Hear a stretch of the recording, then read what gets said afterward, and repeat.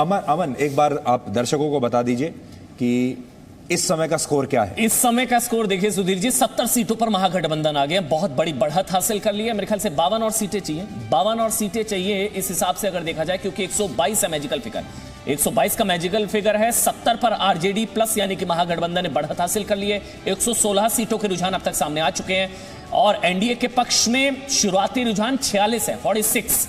और स्क्रीन के left hand side में अगर आप देखेंगे पूरा ब्रेकअप है, उस 46 में से 29 बीजेपी है, जेडीयू 17 है। जो 46 सीट्स हैं जो एनडीए के पक्ष में है, उसमें से 29 बीजेपी और बाकी देखिए 70 में से तेजस्वी की पार्टी 51 और कांग्रेस 19।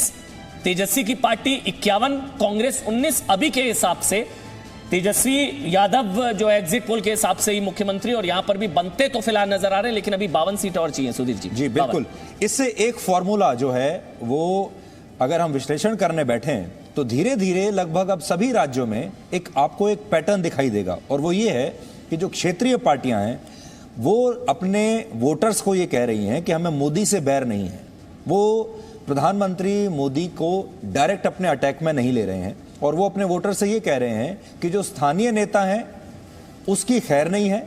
और बिहार के मामले में भी बिहार के वोटर्स ने एक तरीके से जो क्षेत्रीय पार्टियां यानी इस मामले में जो आरजेडी है उसने बिहार के वोटर्स को यह कहा है कि मोदी से बैर नहीं और नीतीश की खैर नहीं।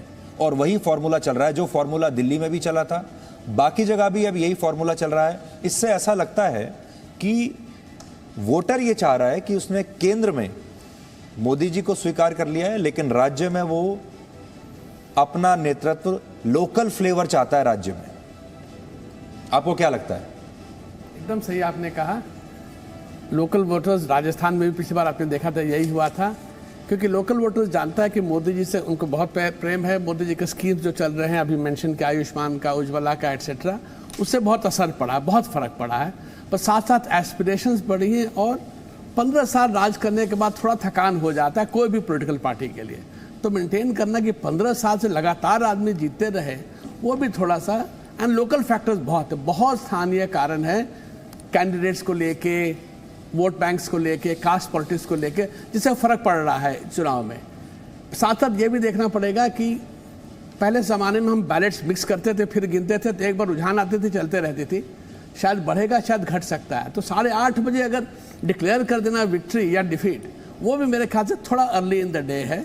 मैं नहीं कह रहा हूँ कि इंडिया आगे आ जाएगा, मैं केवल कह रहा हूँ कि बिकॉज अभी जो इलेक्ट्रॉनिक वोटिंग होता है तो हम एक एक स्टेशन की वोट लेते हैं, तो उससे कभी कभी उतरा चढ़ाव हो जाता है सब। जी मधुकेश्वर, जो अभी सर ने कहा कि क्या बीजेपी भांप नहीं पाई नीतीश के खिलाफ एंटी इनकम्बेंसी, या भांप गई फिर भी गठबंधन धर्म निभाया, मतलब सेक्रीफाइस किया, या बीजेपी को नहीं पता था नीतीश के खिलाफ इतनी नाराजगी है? की जो एक बड़ी मुश्किल या कहें एक लिमिटेशन है, over estimating the role that the prime minister can play in state election after state election.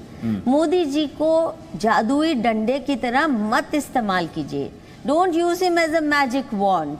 आपके पास अगर स्टेट्स में क्रेडिबल स्ट्रॉन्ग लीडर्स हैं, तभी मोदी जी भी अगली बार प्रधानमंत्री का चुनाव। तो ये मोदी की हार नहीं, नीतीश की हार है अगर होती है तो। That's not the I'm making a general point. Nitish की हार तो है ही है, अगर मोदी की नहीं है। नहीं, मोदी की मैं तो कह रही हूँ, उसको वो जादू का डंडा नहीं बन सकते। अगर आपकी स्ट्रैटेजी गलत है कि आप वहां पे अपने लोकल लीडर्स, क्रेडिबल लीडर्स नहीं खड़े करते, जैसे कीर्ति आजादी थे, यूथफुल लीडर थे, अब वो बाहर होके कांग्रेस के पास चले गए। ये जो लॉसेस हैं, वहां किसी टॉल लीडर को नहीं नर्चर करना और ये सोचना कि चुनाव के वक्त क्योंकि मोदी जी काम सेंटर में अच्छा कर रहे हैं या लोगों के प्रति उनकी छवि अच्छी है, इसलिए हर स्टेट भी जीत लेंगे, ऐसा नहीं होने वाला। मतलब आप ये ठीक कह रहे हैं कि ब्रांड मोदी हर बार नहीं जिताएगा ना? नहीं चल ब्रांड सकता। मोदी नीतीश को नहीं जिता पाए, और अभी के हिसाब से 120 में एक बार रुझान बता देता हूं। उनके आसपास उनके कॉलीग किस स्टैचर के हैं। ठीक है, मैं एक बार अभी तक के रुझान 120 सीटों के रुझान सामने आ चुके हैं।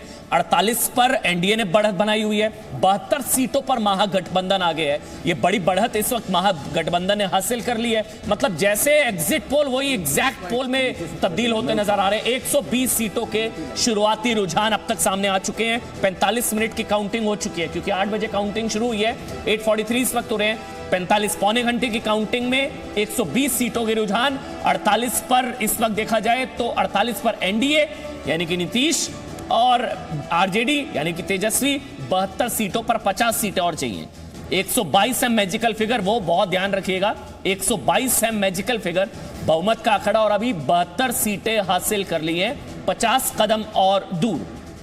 राकेश जी जल्दी से आप कुछ ऐड करें। इसके अलावा मेरे साथ रवि त्रिपाठी तेजस्वी यादव के घर के बाहर से और विशाल पांडे बीजेपी हेडक्वार्टर के बाहर से मौजूद है, वहां उनके पास चलेंगे। पहले राकेश जी आप ऐड कर रहे थे। देखिए एक बात जान लीजिए, मतलब मेरा वही सवाल था जो मैं भी मधु जी से पूछा था, क्या बीजेपी को नहीं पता था नीतीश के खिलाफ ऐसी नाराजगी, या पता होते सोते आप लोग सुसाइडल मोड में थे? देखिए एंटी इनकम्बेंसी थी, और एंटी इनकम्बेंसी को जो रूलिंग पार्टी कितनी भांप पाई ये तो बात एनालिसिस के बाद आएगा। लेकिन 2 फैक्टर जो इसमें काम किया कि बिहार में कोरोना का, पूरे देश में कोरोना का संकट हुआ और सभी राज्य सरकारों ने उस संकट से निपटने की कोशिश की, तो उसमें एक एंटी एस्टेब्लिशमेंट फैक्टर में जो इंटेंसिटी बढ़ा दी कोरोना के संकट ने, चाहे आप जितना भी कर लें, लोगों में विपक्ष के पास एक मुद्दा मिल गया कि सरकारों ने नहीं किया करने के बावजूद, तो वो एक फैक्टर बना। उसको राज्य सरकारों ने कैसे हैंडल किया, नहीं किया।